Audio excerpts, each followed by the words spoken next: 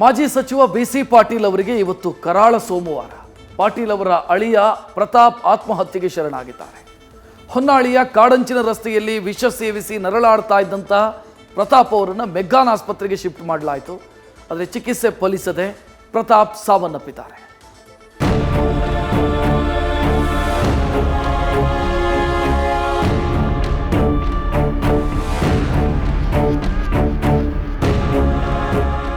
ಸುತ್ತಲೂ ಫಾರೆಸ್ಟ್, ರಸ್ತೆ ಬದಿಯಲ್ಲಿ ಒಂಟಿಯಾಗಿ ನಿಂತಿದ್ದ ಕಾರಿನಲ್ಲಿ ವಿಷದ ಬಾಟಲು.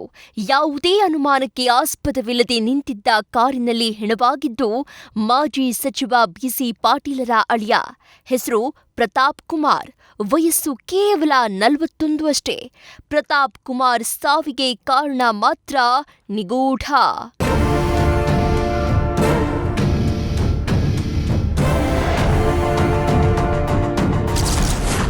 ಮಾಜಿ ಸಚಿವ ಬಿಸಿ ಪಾಟೀಲ್ ಅಳಿಯ ಪ್ರತಾಪ್ ಸಾವು.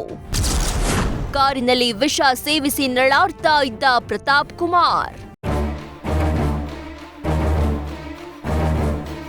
ಮಾಜಿ ಸಚಿವ ಬಿಸಿ ಪಾಟೀಲ್ರ ದೊಡ್ಡ ಮಗಳ ಗಂಡ ಆತ್ಮಹತ್ಯೆ ಮಾಡಿಕೊಂಡಿರುವ ಘಟನೆ ಬೆಳಕಿಗೆ ಬಂದಿದೆ.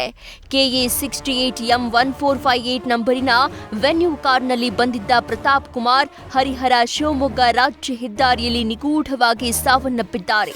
ಹೊನ್ನಾಳಿ ಅರಣ್ಯ ಪ್ರದೇಶದ ರಸ್ತೆ ಬದಿ ಕಾರು ನಿಲ್ಲಿಸಿ ವಿಷ ಸೇವಿಸಿದ್ದಾರೆನ್ನುವುದು ಗೊತ್ತಾಗಿದೆ. ಕಾರಿನಲ್ಲಿ ವಿಷದ ಬಾಟಲಿ ಪತ್ತೆಯಾಗಿದೆ. ಆದರೆ ಪ್ರತಾಪ್ ಕುಮಾರ್ ಆತ್ಮಹತ್ಯೆಗೆ ನಿಖರ ಕಾರಣ ಮಾತ್ರ ಗೊತ್ತಾಗ್ತಿಲ್ಲ.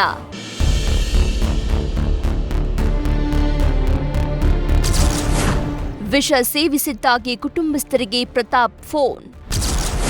ಮೊಬೈಲ್ ಟ್ರೇಸ್ ಮಾಡಿ ಪತ್ತೆ ಹಚ್ಚಿದ ಪೊಲೀಸರು. ಮಧ್ಯಾಹ್ನದ ಸುಮಾರಿಗೆ ಕಾರಿನಲ್ಲಿ ವಿಷ ಸೇವನೆ ಮಾಡಿದ್ದ ಪ್ರತಾಪ್ ಕುಮಾರ್ ವಿಷ ಸೇವಿಸುವುದಾಗಿ ಮನೆಯವರಿಗೆ ಫೋನ್ ಮಾಡಿ ಹೇಳಿದ್ರಂತೆ. ವಿಚಾರ ಗೊತ್ತಾಗ್ತಾ ಇದ್ದಂತೆ ಕುಟುಂಬಸ್ಥರಿಂದ ಬಿಸಿ ಪಾಟೀಲ್ರಿಗೆ ಕರೆ ಮಾಡಿದ್ರು. ಕೂಡಲೇ ಪೊಲೀಸರ ಮೂಲಕ ಅಳಿಯನ ಮೊಬೈಲ್ ನಂಬರ್ನ ಟ್ರೇಸ್ ಮಾಡಿದ್ರು. ಮಧ್ಯಾಹ್ನ 3 ಗಂಟೆಗೆ ಹೊನ್ನಾಳಿ ಅರಣ್ಯ ಪ್ರದೇಶದಲ್ಲಿ ಕಾರು ಪತ್ತೆಯಾಗಿತ್ತು. ಕಾರಿನಲ್ಲಿ ವಿಷ ಸೇವಿಸಿ ನರಳಾಡ್ತಾ ಇದ್ದ ಪ್ರತಾಪ್ ಕುಮಾರ್ನನ್ನ ಹೊನ್ನಾಳಿ ಸರ್ಕಾರಿ ಆಸ್ಪತ್ರೆಗೆ ದಾಖಲಿಸಲಾಯಿತು.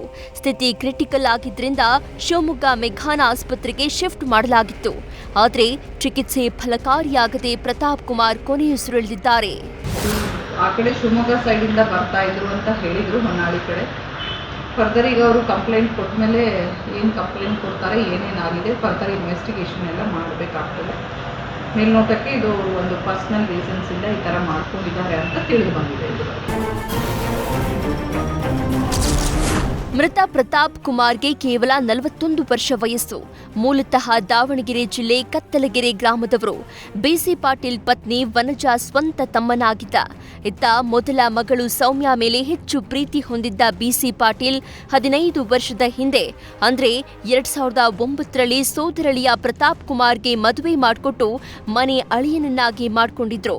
ಬಿಸಿ ಪಾಟೀಲ್ ಜೊತೆ ಇದ್ದು ರಾಜಕೀಯ ವ್ಯವಹಾರದ ಜೊತೆಗೆ 90ಕ್ಕೂ ಹೆಚ್ಚು ಎಕರೆ ಜಮೀನನ್ನ ನೋಡಿಕೊಂಡಿದ್ರು. ಆದ್ರೆ 15 ವರ್ಷಗಳಾದ್ರೂ ಪ್ರತಾಪ್ ಮತ್ತು ಸೌಮ್ಯಾಳಿಗೆ ಮಕ್ಕಳು ಆಗಲಿಲ್ಲ ಅನ್ನೋ ಕೊರಗು ಮಾತ್ರ ಇತ್ತು ಅನ್ನೋ ಮಾತು ಸಂಬಂಧಿಕರು ಹೇಳ್ತಾರೆ. ಫ್ಯಾಮಿಲಿದು ಏನಿಲ್ಲ, ಅವನಿಗೆ ಮಕ್ಕಳಾಗಿರಲಿಲ್ಲ, ಅದೊಂದು ಸ್ವಲ್ಪ ಕೊರಗಿತ್ತು. Was addicted for drinks. ಅದು ಸ್ವಲ್ಪ ಒನ್ ಟೈಮ್ ಫ್ಯಾಟಿ ಲಿವರ್ ಆಗಿತ್ತು. ಅದಾದಮೇಲೆ ನಾನು ಬೆಂಗಳೂರಲ್ಲಿ ಕರ್ಕೊಂಡೋಗಿ 2 ತಿಂಗಳು ಕಾಡಂಬ ಅಂತ ಒಂದು ಡಿ ಅಡಿಕ್ಷನ್ ಸೆಂಟರ್ ಇದೆ, ಅಲ್ಲಿ 2 ತಿಂಗಳು ಅವ್ರಿಗೆ ಟ್ರೀಟ್ಮೆಂಟ್ ಮಾಡಿದ್ವಿ.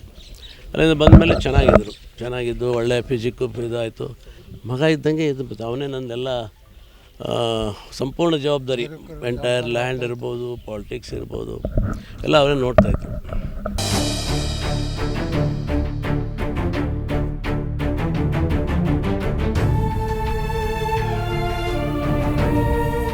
ಶಿವಮೊಗ್ಗದ ಮೆಗ್ಗಾನ್ ಆಸ್ಪತ್ರೆಯಲ್ಲಿ ಮರಣೋತ್ತರ ಪರೀಕ್ಷೆ ನಡೆದಿದೆ. ಶವಾಗಾರಕ್ಕೆ ಬಿಸಿ ಪಾಟೀಲ್ ಸೇರಿ ಕುಟುಂಬಸ್ಥರು ಭೇಟಿ ನೀಡಿದ್ರು.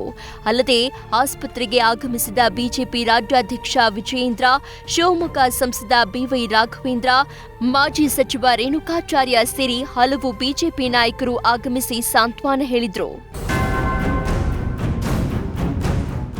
ದಾವಣಗೆರೆಯಿಂದ ಮಹದೇವ ಜೊತೆ ಪ್ರಸನ್ನ, ನ್ಯೂಸ್ ಫಸ್ಟ್ ಶಿವಮೊಗ್ಗ.